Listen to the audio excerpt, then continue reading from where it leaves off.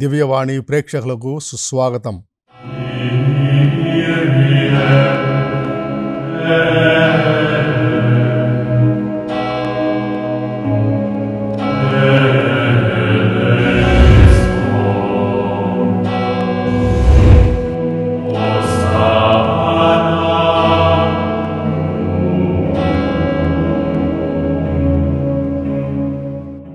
క్రీస్తునాథునందు ప్రియమైనటువంటి సహోదరి సహోదరులారా, ఈరోజు మనము మానవులు చేసే సత్కార్యాల్లో ఒక మంచి సత్కార్యము క్షమాగుణం అనే అంశం మీద కొన్ని దృష్టాంతాలతో మన జీవితానికి ఉపయోగపడే విధంగా ధ్యానం చేసుకుందాం.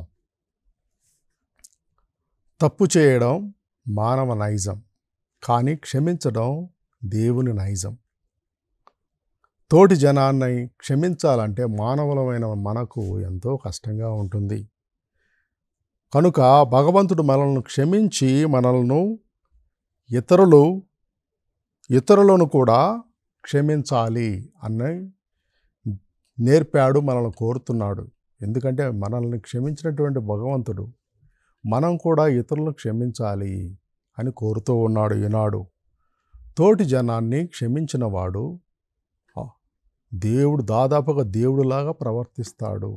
ఎందుకంటే క్షమించడం అనేది దైవగుణం.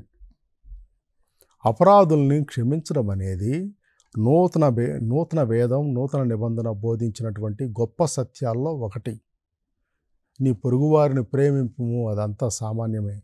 కానీ నీ శత్రువులను, నీకు అపకారం హాని కలిగించే వారిని ప్రేమించుము అని నూతన వేదం మనకు ప్రత్యేకంగా చెబుతుంది. క్రీస్తు ప్రభు ప్రతిపాదించినటువంటి ఈ విషయం ఎంతోమందిని ఆశ్చర్యానికి గురి చేసింది, అబ్బురానికి గురి చేసింది. ఎంతోమంది కూడా క్రీస్తు ప్రభువు చెప్పినటువంటి ఈ బోధన తమ జీవితాల్లో పాటించి మహాత్ములయ్యారు. ఆదికాండము 18వ అధ్యాయము 21వ వచనంలో చూసుకుంటే, యోసేపు తన సహోదరులను క్షమించాడు అని మనం చూసుకుంటూ ఉన్నాము. యోసేపు యాకోబు కొడుకు, అందరికంటే చిన్నవాడు. కానీ పెద్ద కుమారులందరూ కూడా ఏం చేశారు? యోసేపును రాచి రంపాన పెట్టారు. చిన్నప్పుడు అతన్ని హింసించి నానా మాటలు మాట్లాడి ఎగతాళి చేసి చివరకు ఆయన్ని ఐగుప్తు వర్తకులకు అమ్మివేశారు. ఐగుప్తులోకి వెళ్ళినటువంటి ఈ హీబ్రూ బానిస యోసేపు దైవ అనుగ్రహంతో, భగవంతుని తోడ్పాటుతో చక్కగా జీవించి అక్కడ రాజు అధికారుల మన్ననలు పొంది పెద్ద అధికారిగా ఉండి కరువు కోరల నుంచి ఐగుప్తును కాపాడాడు. కేవలం ఐగుప్తునే కాకుండా చుట్టుపక్కల దేశాల వారిని కూడా ధాన్యభిక్ష పెట్టాడు తన ముందు జాగ్రత్త చేత. అయితే ఎప్పుడైతే యోసేపు సోదరులు వాళ్ళు కూడా కరువులో చిక్కుకొని ఆహారం కొనడం కోసం, ధాన్యం కొనడం కోసం యోసేపు దగ్గరికి వచ్చారో, యోసేపు వారిని గుర్తించాడు. కానీ సహోదరులు గుర్తించలేకపోయారు. అప్పుడు యోసేపు వారిని ముందు కొన్ని కష్టాలు పెట్టి చివరకు తనను తాను ప్రత్యక్షపరుచుకున్నాడు. వారికి తనను తాను తెలియజేసుకున్నప్పుడు వాళ్ళు భయపడిపోయారు. మన రోజులు గతించాయి అనుకున్నారు. పెద్ద అధికారి చేతిలో మనం చిక్కాము, మనం చంపబోయినటువంటి మన తమ్ముడు ఇప్పుడు పెద్ద అధికారిగా ఉన్నాడు, మనల్ని చంపేస్తాడు సామూహికంగా అని వాళ్ళు భయంతో చిగురుటాకుల్లా వణికిపోయారు. కానీ దానికి విరుద్ధంగా, వారి ఆలోచనలకు వ్యతిరేకంగా యోసేపు ఏం చేశాడంటే వారిని హక్కును చేర్చుకున్నాడు, వారిని క్షమించాడు, వారి మెడలపై తలపెట్టి భోరున ఏడ్చాడు అని మనం చూసుకుంటూ ఉన్నాం. దైవ ప్రేరణతో, భగవద్గనుగ్రహంతో పైకొచ్చిన వారందరూ ఇంతే ఉంటారు. మానవీయ విలువలను చాటుతూ ఉంటారు. తమ క్షమాగుణంతో సుగంధాలను, సౌరభాలను గుబాళిస్తూ ఉంటారు. జగాన్నంతటికి వ్యాపింపజేస్తూ ఉంటారు. ప్రియ సహోదరి సహోదరులారా, ఆదికాండ 33వ అధ్యాయము 1వ వచనం నుండి 4వ వచనం వరకు చూసుకుంటే, యాకోబుకు ఏశావు అనేటువంటి అన్న ఉండేవాడు. కానీ యాకోబు కొంచెం టక్కరివాడు, ఏశావు కొంచెం అమాయకుడు. కానీ యూద సమాజంలో జ్యేష్ఠపుత్రులకు ప్రత్యేకమైనటువంటి వరప్రసాదాలు, దీవెనలు తల్లిదండ్రుల నుంచి లభిస్తుండేవి. వారికి ఎక్కువ సింహభాగం ఆస్తి పంపకాలు కూడా ఉంటూ ఉండేవి. ఆ విధంగా చూసుకుంటే ఒకరోజు ఏశావు అరణ్యానికి వెళ్ళి ఆకలితో రాగా యాకోబు ఏదో మంచి కూర వంట చేసుకుంటూ ఉన్నాడు. ఏశావు ఆకలి బాధతో కొంచెం ఆహారం కోసం అడగగా యాకోబు చావు తెలివితేటలతో ఈ ఆహారాన్ని ఇస్తే నీ జ్యేష్ఠత్వాన్ని నాకు ప్రసాదిస్తావా అని అడిగాడు. సొంత అన్న అయినా కానీ ఏశావు దాన్ని లెక్క చేయకుండా ఆకలిని తీర్చుకుని జ్యేష్ఠత్వాన్ని యాకోబుకి ఆ విధంగా అమ్మేశాడు. అందువలన ఆ జ్యేష్ఠత్వపు అదృష్టాలన్నీ కూడా యాకోబును వరించాయి. తర్వాత ఏశావు ఈ విషయాలన్నీ తెలుసుకొని ఇంకోసారి కూడా అన్నైనటువంటి ఏశావును మోసగించాడు యాకోబు. తన గుడ్డి తండ్రి అయినటువంటి ఇస్సాకు చేత తననే ఏశావుగా చూపించుకొని మంచి తిండి పెట్టి ఇస్సాకు చేత ఆశీర్వాదాలన్నీ కూడా తానే పొందాడు. పాపం ఏశావు ఆశీర్వాదాల కోసం తండ్రి దగ్గరికి వెళ్ళినప్పుడు ఆశీర్వాదాలు లేవు, శాపాలు మాత్రమే ఉన్నాయి అన్నాడు ఇస్సాకు. ఆ విధంగా 2 విధాలుగా యాకోబు తన అన్న ఏశావును దెబ్బతీశాడు, అన్యాయం చేశాడు, మోసం చేశాడని మనం తెలుసుకుంటున్నాము. అలాగా యాకోబు అన్న అయినటువంటి ఏశావును మోసం చేసి ఆ పాప శంకతో ఆ భీతితో బ్రతుకుతూ ఉండగా తిరిగి తన బిడ్డ పాపలతో పిల్లా జల్లా గొడ్డు గోత సమస్త ఆస్తిపాస్తులతో తిరిగి వస్తూ ఉండగా ఏశావు తనను కలవడానికి వస్తున్నాడు, సైన్యంతో వస్తున్నాడు అని చెప్పినప్పుడు యాకోబు భయంతో వణికిపోయాడు, చాలా భయపడ్డాడు. ఏశావు తనను సంహరిస్తాడేమో అనుకున్నాడు. అందుకని ఏశావు అల్లంత దూరంలో ఉండగానే యాకోబు 7 మార్లు వంగి నమస్కరించాడు. 7 మార్లు వంగి వంగి పడి మరీ నమస్కరించాడు. అంటే నక్క వినయాన్ని చూపించాడు. అతి వినయం ధూర్త లక్షణం అంటారు పెద్దలు. కానీ ఏశావు ఏం చేశాడంటే మనసు మారిపోయింది. యాకోబుని హింసించదలుచుకోలేదు. ఎలాగైనా స్వంత తమ్ముడు కదా, అందుకని ఏశావు వచ్చి యాకోబుని కౌగిలించుకొని క్షమించాడు. 2 కుటుంబాల్లో ఆనందం వెల్లివిరిసింది, శాంతి సమాధానాలు నెలకొన్నాయి. ఈ విధంగా ఏశావు యాకోబుల మధ్య సౌభ్రాతృత్వం నెలకొన్నది. ఎందుకంటే ఏశావు క్షమించాడు యాకోబుని. యాకోబు చేసిన ద్రోహానికి ఏశావు ప్రతీకారం తీర్చుకోవచ్చు, యాకోబును రాచి రంపాన పెట్టేసి హత్య కూడా చేయవచ్చు, కష్టాలు పెట్టవచ్చు. కానీ ఏశావు అలా ఆలోచించలేదు. పెద్ద హృదయంతో దైవ సహకారంతో యాకోబును క్షమించగలిగాడు.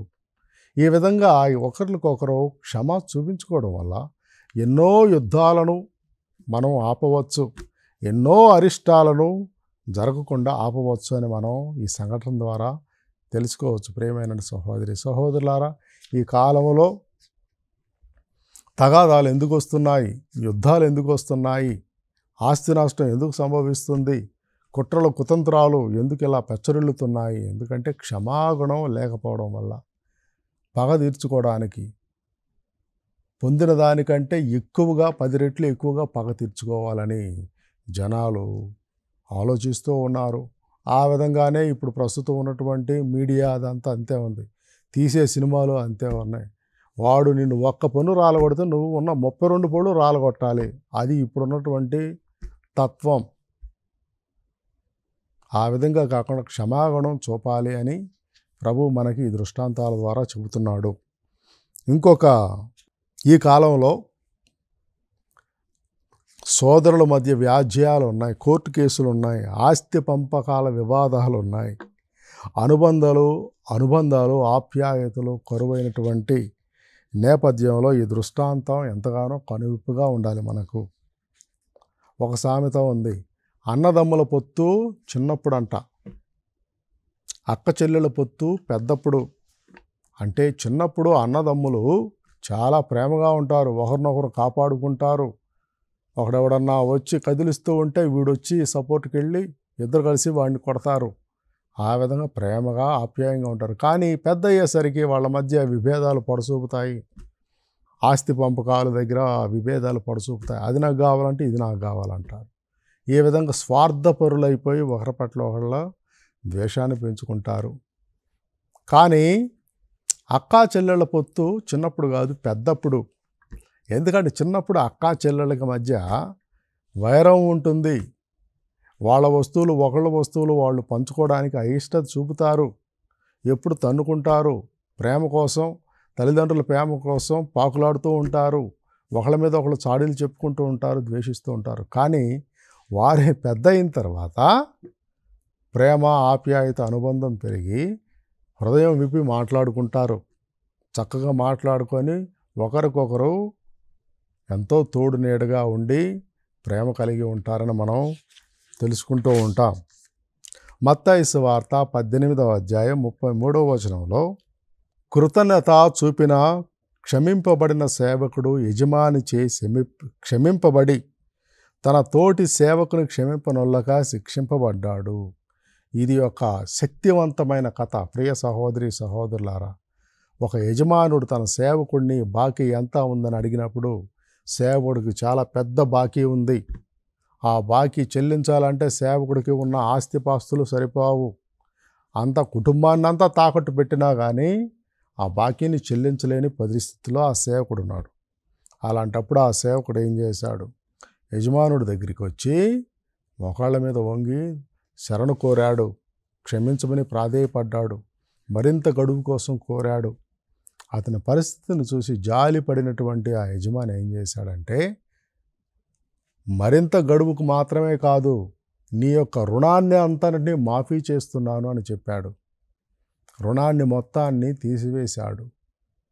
అటువంటి భాగ్యాన్ని, అదృష్టాన్ని పొందినటువంటి, అటువంటి వరాన్ని పొందినటువంటి ఆ సేవకుడు మనసు ఉప్పొంగింది, హృదయం సంతసించింది, చాలా సంతోషించాడు. కానీ అలాగ సంతోషించినటువంటి సేవకుడే బయటకు వచ్చిన తర్వాత తన తోటి సేవకుడు ఉన్నాడు. చాలా చిన్న అప్పు, అది తీర్చమని గొంతు పట్టుకున్నాడు. గొంతు పట్టుకున్నప్పుడు ఆ సేవకుడు కూడా పాపం ఆయన్ని బ్రతిమలాడాడు.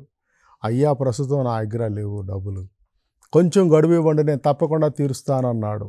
కానీ ఈ సేవకుడు క్షమాపణను పొందాడు. తన యజమాని దగ్గర నుంచి అప్పంతా మాఫీ అయ్యింది. కానీ చిన్న మొత్తంలో అప్పు ఉన్నటువంటి తన తోటి సేవకుడిని క్షమించలేకపోయాడు. గడువు లేదు, ఏమీ లేదు, నువ్వు చెల్లించేంత వరకు నిన్ను జైల్లో పెడతానని పోలీస్ కంప్లైంట్ ఇచ్చేసి జైల్లో పెట్టాడు. ఆ సేవకుడు పాపం ఆ చిన్న అప్పు మొత్తానికి చెల్లించలేక ఊచలు లెక్క పెడుతూ బాధపడుతూ ఉన్నాడు, కుటుంబాన్ని విడిచిపెట్టి. ఈ విషయం యజమానుడికి తెలిసినప్పుడు అగ్గి మీద గుగ్గిలమయ్యాడు యజమాని. వెంటనే ఆ కృతజ్ఞత లేనటువంటి, కృతజ్ఞుడైనటువంటి ఆ సేవకుడిని పిలిపించని చెప్పేసి, ఇంకేంటి, నేను నీకు క్షమాగుణాన్ని చూపిస్తే నువ్వు నీ తోటివాడికి క్షమాగుణాన్ని చూపించడానికి నీకు వచ్చిన బాధ ఏంటి అని, నువ్వు ఇలాగా క్రూరత్వం చూపిస్తావని ఆ సేవకుడిని నిలదీసి అతడి ఆస్తులన్నీ జప్తు చేసి, ఇంకేంటి, చివరి పైసా కూడా చెల్లించే వరకు ఆ చీకటి గదిలో చెరసాల్లో పెట్టేసేయడని అని కఠినమైనటువంటి శిక్షను అమలు చేసేలా చేశాడు.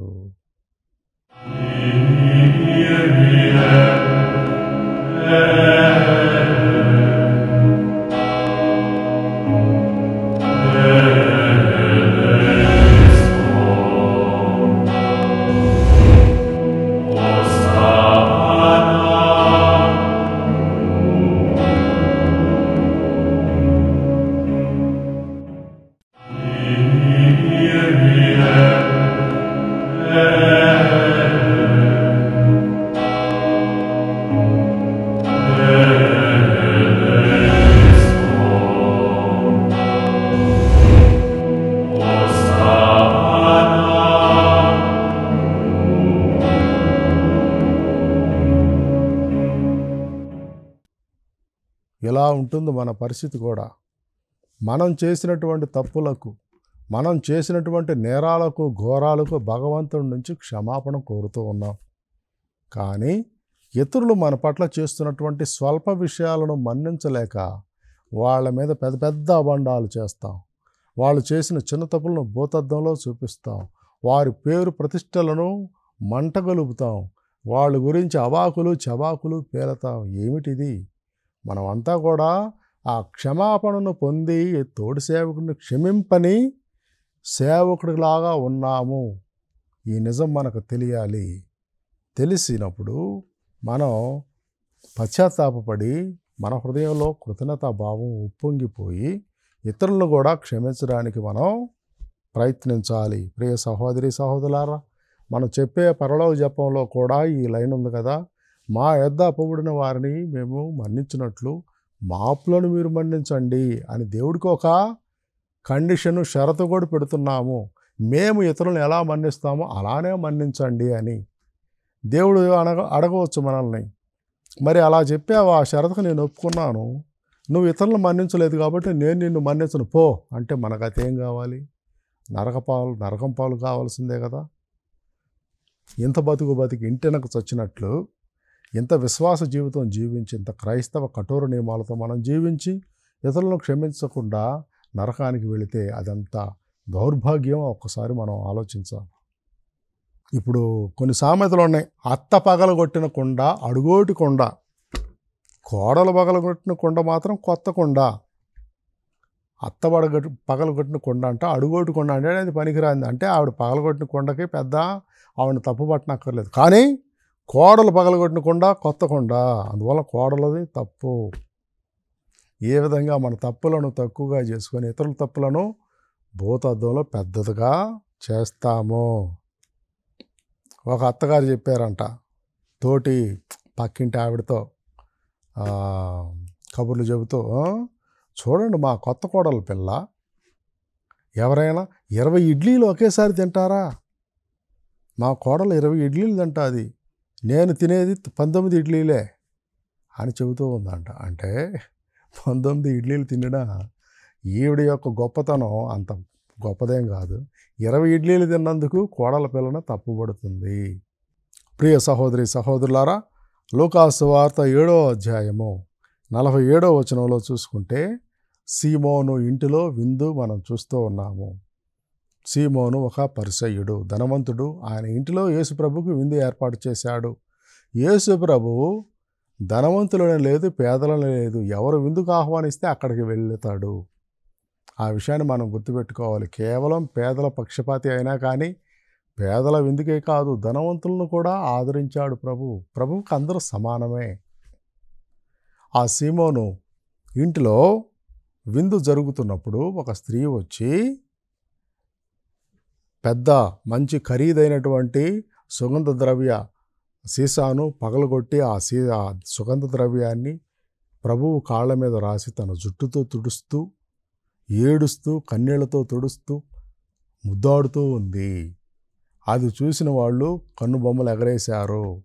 ఈ స్త్రీ పాపపు స్త్రీ, ఒక వ్యభిచారిణి, ఈవిడ వచ్చి ప్రభువుని తాగుతూ ఉంది, ఏడుస్తూ ఉంది, పాదాలను ముద్దు పెట్టుకుంటుంది.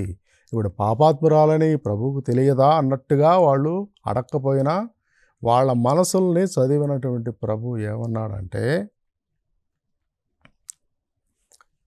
ఈవిడ చేసిన పాపాలన్నీ క్షమించబడ్డాయి. ఈవిడ ఎక్కువ పాపాలు చేసింది, ఆ పాపాలన్నీ క్షమించబడ్డాయి. అంటే ఎక్కువగా క్షమించబడ్డాది కాబట్టి ఎక్కువ కృతజ్ఞతా భావాన్ని ఆవిడ అలా చూపుతూ ఉంది. ఆవిడ వచ్చిన దగ్గర నుంచి కూడా ఇప్పటికీ ఆ కాళ్లను కన్నీళ్లతో తడపటం, తుడవటం, ముద్దు పెట్టుకోవటం మానలేదు. అంటే ఎంత ఎక్కువగా క్షమించబడిందో అంతగా ఆవిడ తన కృతజ్ఞత చూపిస్తుంది, ప్రేమను చూపిస్తుందని ప్రభువు బుద్ధి చెప్పాడు ఆ ప్రశ్నలు అడిగిన వారికి. పౌలు గారు కూడా తన క్షమాపణ గురించి ఎంతో వినమ్రంగా రాసుకుంటూ ఉంటాడు. ఎందుకంటే పౌలు గారు ఎన్ని ఘోరాలు చేశాడో, ఎన్ని పాపాలు చేశాడో అది ప్రతి క్షణం పౌలు గారిని బాధిస్తూ ఉండేది. కానీ తను పొందినటువంటి క్షమాపణ గురించి ఎంతో గొప్పగా చెప్పుకుంటూ ఉంటాడు వినమ్ర హృదయంతో. లూకాసు వార్త 23వ అధ్యాయం 34వ వచనంలో దేవుడు ప్రార్థిస్తూ ఉంటాడు, తండ్రి వీళ్ళు ఏమి చేస్తున్నారో వీళ్ళకే తెలియదు, వీళ్ళని క్షమించండి అని తనతో సిలువేసిన వారిని ప్రభువు క్షమిస్తూ ఉన్నాడు. ఇంకా అలాగనే అపోస్తుల కార్యములు 7వ అధ్యాయము 59వ వచనంలో స్టీఫెన్, ఆయన్ని కూడా రాళ్లతో కొట్టి చంపారు. రాళ్లతో కొట్టి చంపినప్పుడు ప్రభో ఈ పాపాన్ని వీళ్ళ మీద మోపవద్దు అని వారి కోసం ప్రార్థించి స్టీఫెన్ చచ్చిపోయాడు. ఎందుకంటే స్టీఫెను ఏమని బోధించాడంటే, ధర్మశాస్త్రం పూర్వదేవాలయం మిమ్మల్ని రక్షింపలేవు, ఉత్థాన క్రీస్తే అని బోధించాడు. అది ఆ కాలం యూదులకు మింగుడు పడని, జీర్ణం కానిటువంటి సత్యము. అందుకని వ్యతిరేకంగా లేచి దైవదూషణ నేరంతో స్టీఫెన్ను రాళ్లతో కొట్టి చంపారు. ఇంకా మార్కు సువార్త 11వ అధ్యాయం 25వ వచనం చూసుకుంటే, ప్రార్థన చేసేటప్పుడు తోటి వాళ్ళ మీద ఏమైనా మనస్పర్ధ ఉన్నట్లయితే వెంటనే క్షమించాలి. మనం తోటి జనులను క్షమించకపోతే దేవుడు మనల్ని క్షమించడు అని మనం చూస్తూ ఉంటాం. పేతురు ప్రభువుని అడిగాడు, ప్రభు, నా పొరుగువాడు నా పట్ల తప్పిదం చేసినప్పుడు నేను ఎన్నిసార్లు క్షమించాలి? క్రీస్తు అన్నాడు, లెక్కలేనన్ని సార్లు క్షమిస్తూనే ఉండు అన్నాడు. ఒక గృహస్థు తపస్సు చేశాడంట. ఏమని చేశాడు? పొరుగువాడితో బాగా తగాదాలు ఉండే ఆయనకి. అందువల్ల ఒకరోజు కూర్చొని తపస్సు చేసినప్పుడు దేవుడు కనపడ్డాడు. భక్త, ఏమిటి నీ కోరిక? ఈయన కోరాడు, తండ్రి స్వామి, నాకు పొరుగువాడికి ఏది జరిగిద్దో, నాకు ఏదైతే జరిగిద్దో అది పొరుగువాడికి రెండింతలు జరగాలి, ఆ కోరికను నాకు దయచేయండి అన్నాడు. ఆ దేవుడు సంతోషించాడు. ఈ భక్తుడు ఎవరో వెరైటీ భక్తులా ఉన్నాడు, ఈ కాలంలో ఎవరో కోరుకునేవాళ్ళు ఎవరు, ఈయనకి ఏదైనా జరిగితే ఆయనకి రెండింతలు జరగాలంట. ఓహో, చాలా మంచి కోరిక, భక్త, అలాగనే జరుగునుగా కానీ మాయమైపోయాడు. ఈ భక్తుడు కోరుకున్న మొట్టమొదటి కోరిక ఏంటి? మేలు కాకుండా, దేవా నేను ఒక కంట్లో గుడ్డివాడిని అయిపోవాలి అని చెప్పాడు, కోరాడు. దేవుడు ఆశ్చర్యపోయాడు, కానీ వాగ్దానం చేశాడు కదా, సరే అలాగనే జరుగునుగా కానీ ఒక కంట్లో గుడ్డివాడిని చేశాడు. ఆ పొరుగువాడికి 2 కళ్ళు గుడ్డోడైపోయాడు. ఎందుకు గుడ్డోడయ్యాడో కూడా తనకు తెలియకుండానే గుడ్డివాడైపోయాడు. మనం కోరే కోరికలు ఇలా ఉండకూడదు. ఇతరుల బాగు కోరాలి, ఇతరుల మేలు కోరాలి. ప్రియ సహోదరి సహోదరులారా, మనం అర్పణ ఇచ్చేటప్పుడు కూడా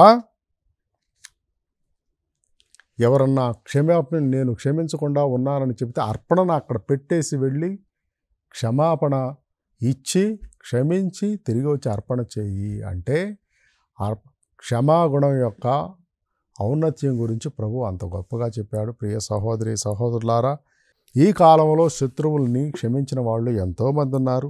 పునీత మరియ గొరెట్టి అలెక్స్ అనే కుర్రాడు తనను పొడిచి చంపినప్పుడు అతన్ని క్షమించింది. రెండవ జాన్ పాల్ పాప్ గారు తనను కాల్చి చంపాలనుకున్న నేరస్తుని క్షమించాడు, ప్రేమించాడు. ఇంకా మదర్ తెరేసా బిచ్చానికి వెళ్ళినప్పుడు ఆవిడ చేతుల్లో ఉమ్ము ఊసిన వ్యాపారిని క్షమించింది. ఇంకా సిస్టర్ రాణి మరియా ఈ మధ్య హతసాక్షురాలైంది ఉత్తర భారతదేశంలో. తనను 50 కత్తిపోట్లు పొడిచినటువంటి నేరస్తుని క్షమించింది. రాణి మరియా తల్లిదండ్రులు ఆ కత్తిపోట్లు పొడిచి సొంత కూతురుని హత్య చేసిన వాడిని దత్తత తీసుకున్నారంట. ఇది నిజమైన క్రైస్తవ క్షమ. ఈనాడు క్షమాగుణం మనలో అపరిమితంగా వృద్ధి చెందాలని దేవుణ్ణి వేడుకుందాం. పితా పుత్ర పవిత్రాత్మ నామమున ఆమేన్.